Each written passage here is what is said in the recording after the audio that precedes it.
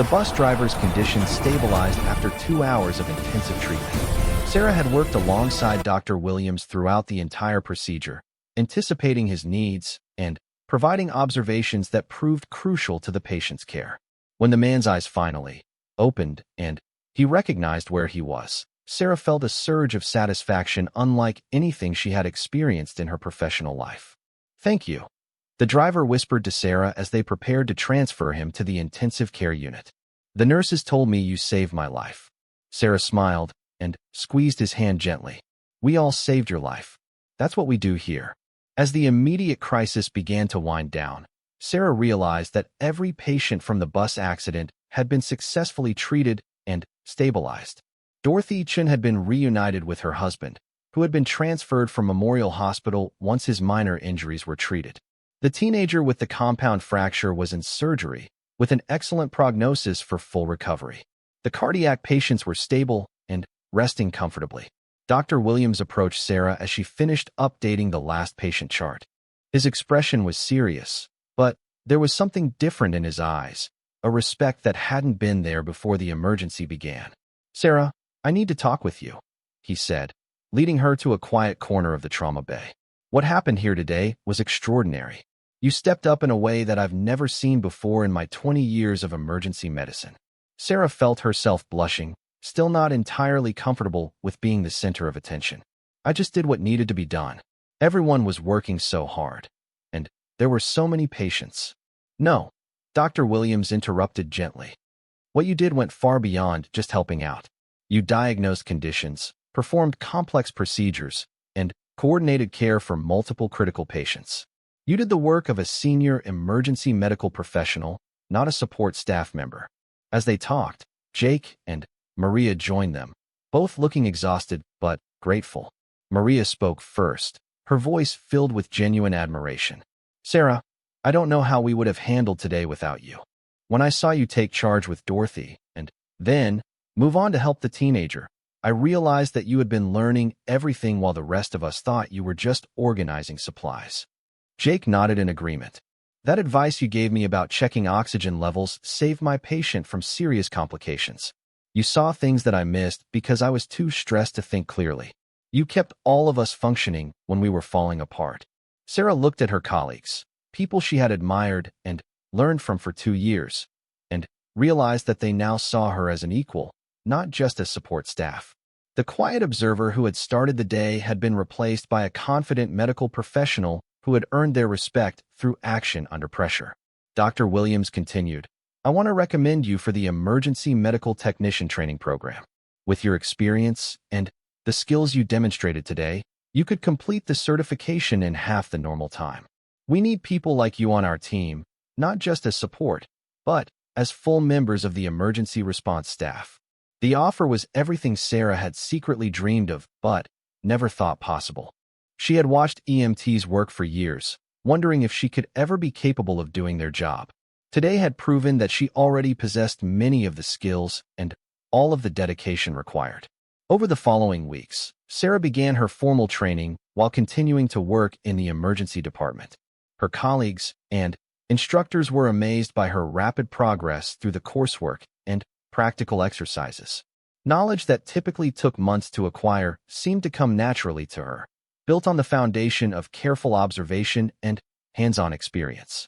The transformation in Sarah's confidence was remarkable to everyone who knew her. She no longer hesitated to speak up during medical discussions, and her insights were valued by the entire team. Patients responded positively to her calm competence and gentle bedside manner. Other hospital departments began requesting Sarah's assistance with difficult cases. 3 months after the bus accident, Sarah passed her EMT certification exam with the highest score in the program's history. Dr. Williams personally presented her with her certification during a ceremony attended by the entire emergency department staff. As she accepted the certificate, Sarah thought about the quiet support person she had been just a few months earlier. The change hadn't happened overnight, she realized. The skills and knowledge had been developing gradually through years of careful observation and dedicated study. The crisis had simply provided the opportunity for those capabilities to emerge. The hero hadn't been created in a moment of emergency. The hero had been prepared through years of patient learning and quiet dedication. Sarah's new role as a certified EMT brought new challenges and responsibilities. She was assigned to the most serious trauma cases, worked directly with Dr. Williams on complex procedures, and began training new staff members. Her natural teaching ability, developed through years of careful observation, made her an excellent mentor for newcomers to the emergency department. The bus accident became a turning point not just for Sarah, but for the entire hospital's approach to staff development. Dr. Williams implemented a new program that identified support staff members who showed potential for advancement and provided them with expanded training opportunities. Sarah's transformation had demonstrated that talent and capability often existed in unexpected places. 6 months later, Sarah received a letter from Dorothy Chun, the elderly woman from the bus accident. Dorothy wrote about her complete recovery and expressed gratitude for the compassionate care she had received during the worst day of her life. She mentioned that Sarah's gentle confidence had given her hope when everything seemed hopeless. Reading the letter, Sarah reflected on the journey from support role to hero. She realized that the real transformation hadn't been about changing who she was, but about discovering and expressing who she had always been capable of becoming. The quiet observer had always possessed the skills and dedication of a hero. She had simply needed the right opportunity to reveal them. The emergency department where Sarah now worked was a different place than it had been before the bus accident.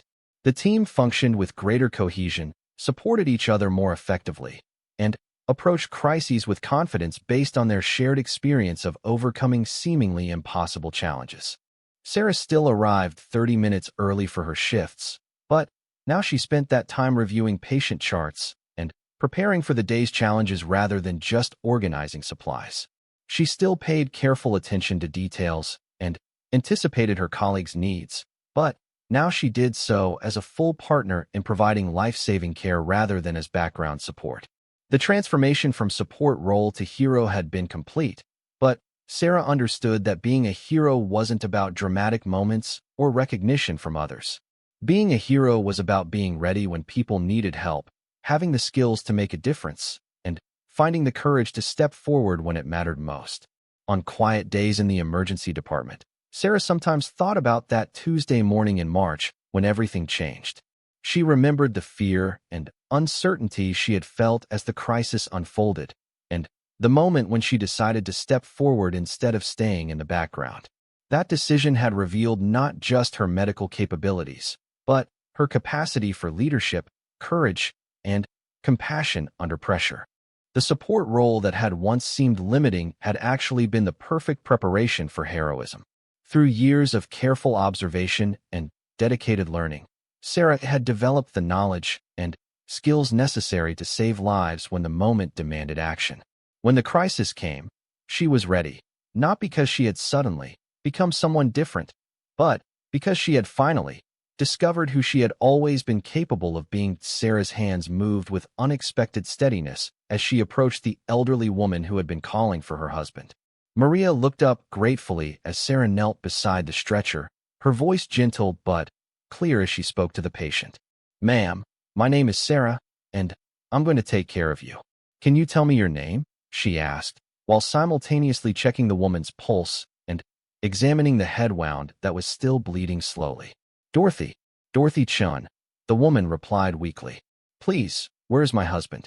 He was sitting right next to me when everything went dark." Sarah quickly scanned the information sheet that had come with Dorothy. According to the paramedic's notes, her husband had been taken to Memorial Hospital across town, as Metro General was already receiving the most critical cases. Sarah made a mental note to get more information about Mr. Chin's condition as soon as possible. "Dorothy, I need to check your injuries first. Then, I'll find out about your husband," Sarah said, her training taking over. She had watched this examination procedure hundreds of times, but this was her first time performing it as the primary caregiver. As Sarah worked, she was amazed by how natural it felt. Her hands knew exactly where to check for injuries. Her eyes automatically assessed breathing patterns and skin color, and her mind processed symptoms with a clarity she had never experienced before. The knowledge she had absorbed through observation was flowing into action seamlessly. Meanwhile, Jake was struggling with his patient, a middle-aged man with multiple injuries from the bus crash. Sarah could see that Jake's stress was affecting his performance, causing him to second-guess decisions that would normally be automatic. Without leaving Dorothy's side, Sarah called out helpful reminders about procedures, her voice carrying across the trauma bay with surprising authority. "Jake, check his oxygen levels again. His breathing pattern suggests possible rib fractures," she said, while continuing to clean Dorothy's head wound with practiced efficiency.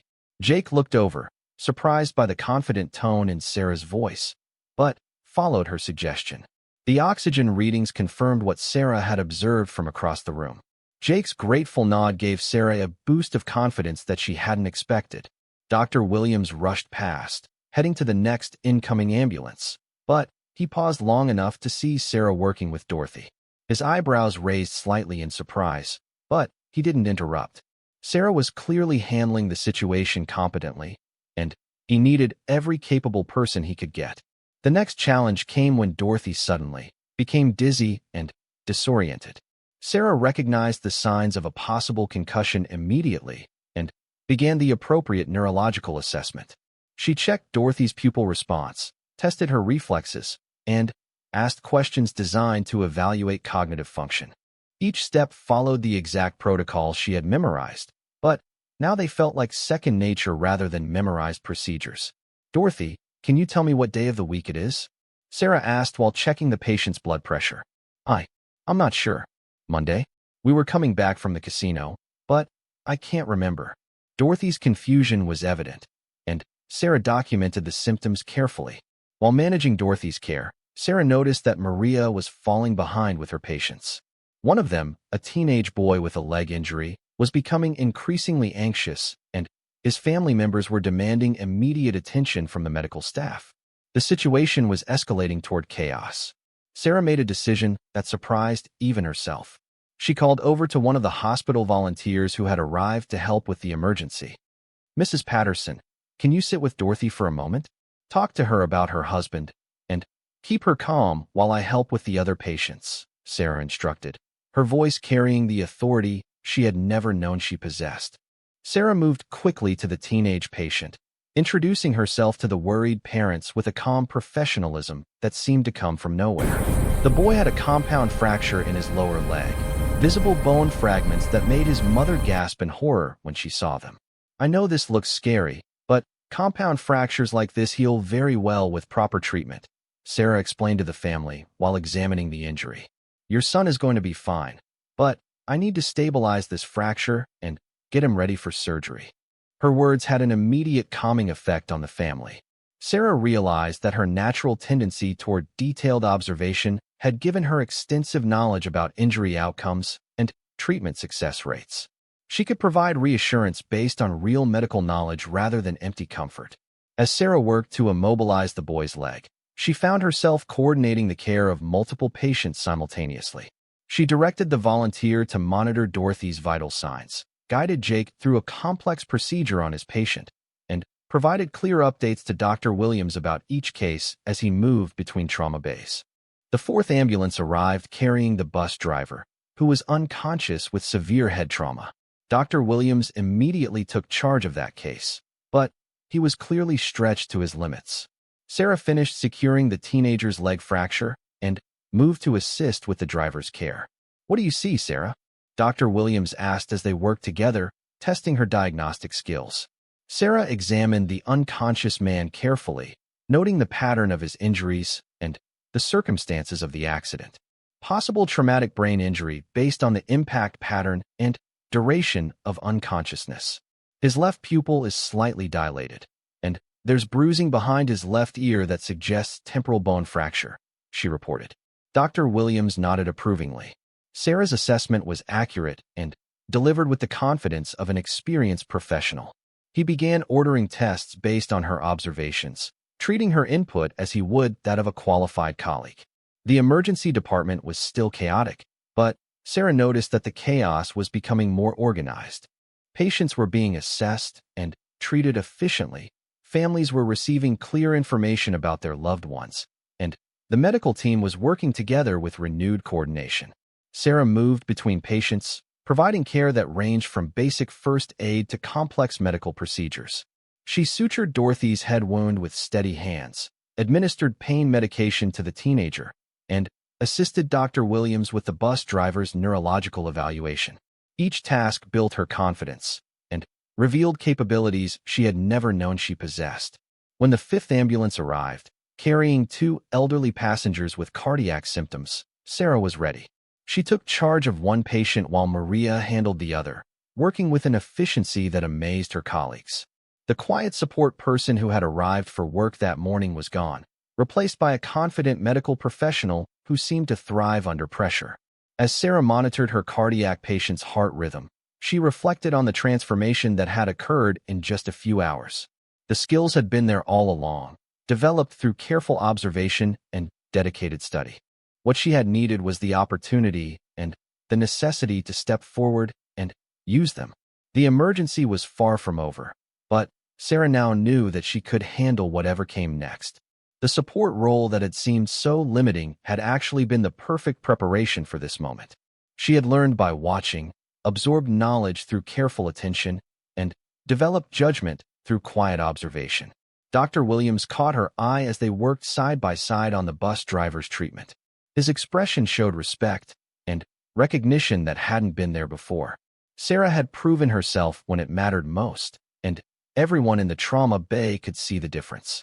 The transformation wasn't complete yet, but Sarah could feel that there was no going back to the background role she had played before. The crisis had revealed who she really was, and that person was someone she was just beginning to discover.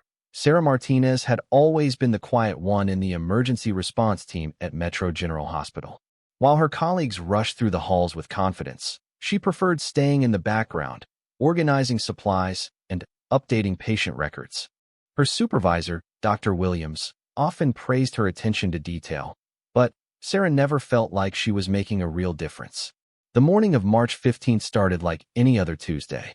Sarah arrived at 6 a.m., 30 minutes before her shift began, as was her habit. She organized the trauma bay supplies, checked inventory levels, and prepared the daily reports. Her teammates, Jake and Maria, arrived just in time for the morning briefing, coffee cups in hand and stories from the weekend still on their lips. Dr. Williams announced that the hospital was expecting a busy day due to a major construction accident downtown. 3 workers had been injured when scaffolding collapsed at a high-rise building site. Sarah nodded along with the others, mentally reviewing the procedures for trauma cases. She had studied them countless times, but had never been the primary responder. The first ambulance arrived at 8:47 a.m. Sarah watched from the supply station as Jake and Maria sprang into action, efficiently transferring the patient to the trauma bay. The injured worker had a broken arm and several cuts, nothing too serious. Sarah handed them the necessary supplies without being asked, anticipating their needs based on her observations over the past 2 years. By 10 a.m., 2 more patients had arrived. The emergency department was running smoothly, with Dr. Williams coordinating care and the team working like a well-oiled machine. Sarah felt proud to be part of such an efficient group, even if her role seemed small compared to the others. Then, everything changed. At 10:32 a.m., the hospital's emergency communication system crackled to life. A major bus accident had occurred on the interstate highway, just 10 miles from the hospital. Multiple casualties were expected, and Metro General was designated as the primary receiving hospital. Within minutes, the entire atmosphere shifted from controlled routine to organized chaos. Dr. Williams immediately called for additional staff, but the response was disappointing. Dr. Peterson was in surgery and couldn't leave. Nurse Johnson was dealing with a family emergency. 2 of the regular emergency technicians were out sick with the flu that had been going around. The skeleton crew would have to handle what could be the largest emergency response in the hospital's recent history. Sarah felt her stomach tighten as she listened to the radio reports. The bus had been carrying 42 passengers, mostly elderly tourists returning from a casino trip. The vehicle had crashed into a concrete barrier during heavy rain, and early reports suggested numerous serious injuries. Emergency vehicles were already en route to the hospital with the first wave of patients. Jake looked pale as he checked his equipment for the 3rd time. Maria was unusually quiet, focused intensely on preparing the trauma base. Dr. Williams moved between stations, his usual calm demeanor showing signs of strain. Sarah realized that this was going to test everyone's limits. The first ambulance arrived at 11:15 a.m. with 3 patients. Sarah watched as her colleagues immediately took charge, but she could see they were already stretched thin. More sirens wailed in the distance, growing louder as they approached the hospital. The radio crackled with updates about additional incoming ambulances, each carrying multiple patients with varying degrees of injuries. As the second wave of ambulances arrived, Sarah noticed something that made her heart race. Jake was showing signs of stress that she had never seen before. His hands shook slightly as he reached for supplies, and sweat beaded on his forehead despite the air conditioning. Maria was handling 2 patients simultaneously, moving quickly between them, but clearly overwhelmed. Dr. Williams called out for additional hands, but none were available. The hospital's other departments were operating at full capacity, and the emergency staff was spread dangerously thin. For the first time since she had known her colleague, Maria looked genuinely scared. The confident, experienced emergency responder was facing more than she could handle alone, and there was no backup coming. The radio announced that 3 more ambulances were en route, carrying passengers with critical injuries. The bus driver was among them, trapped in the wreckage for over an hour before rescue teams could extract him. Time was running out, and the emergency department was already at its breaking point.